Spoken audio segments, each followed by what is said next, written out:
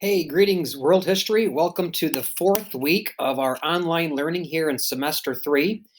Hopefully, you guys all had a good weekend and had a good Mother's Day. Hopefully, you guys took care of your mama yesterday, or if you're maybe watching this video on Sunday. Week four. So let's kind of get things rolling. Hopefully, you enjoyed last week, not doing any TCI.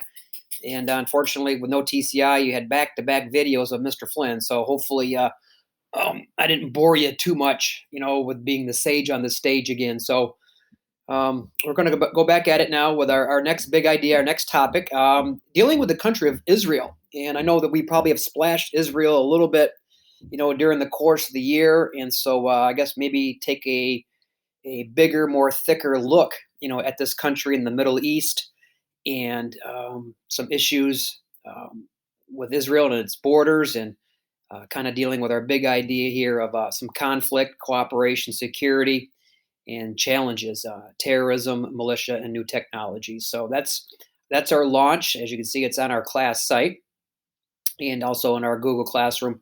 I have our agenda on what we're going to be learning, and so we're only going to do one section in TCI. But let me just kind of give you a heads up. It's a big, thick section, so it's not one of those sections that's small that you kind of get through pretty quick. So even though it's one section, it's a pretty hardy section. So it's TCI 31-1. So we're back in TCI, and what I have highlighted in green are the paragraphs or the chunks, as we call them in class, that you're going to be responsible to read and then answer those questions and put that information into your living document. Okay.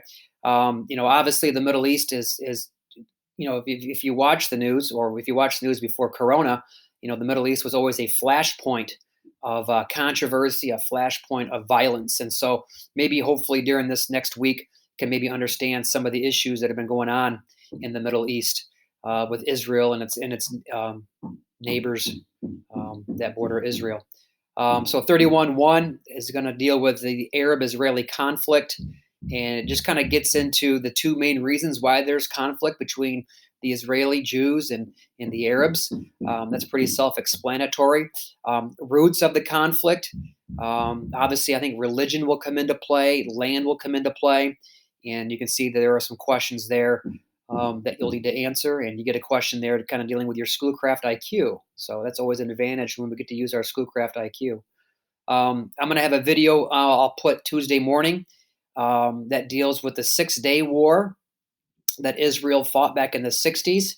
And obviously, you probably know how many days it lasted because it was known as the 6-Day War. So that'll be my Tuesday teaching moment. I'll launch that Tuesday morning. And so you have an opportunity to watch that and get done. And then the last chunk, as you can see, probably maybe one of the bigger ones, kind of deals with the struggle for peace.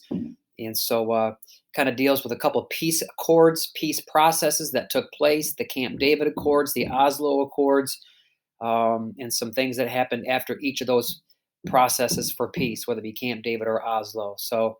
Um, so again, living document. You guys have done a great job with that, keeping things organized. Just emphasize again, manage your time wisely. From Sunday to Friday at 5 o'clock. Again, try to get this stuff turned. I know we're all busy with things going on in other classes, but prioritize your time and work hard to get your deadlines met and get your stuff turned in early if you can, so that way you're not scrambling Friday to get it turned in, or after Friday when you realize I didn't submit something. So that's kind of where we are. So I think we're going to be okay this week. What we're going to be doing, and I'll give you some updates as time goes on. So that is it for now. Have a great week, and I'll send out a text or a message about office hours, whether it be Monday or Tuesday. I'm trying to work some things out on my schedule right now as well. So, but obviously, email me, and I do a pretty good job getting back with your emails. And I think most of the questions you've had, I've been able to answer through email. So that's kind of where we are. Have a great week. Thanks.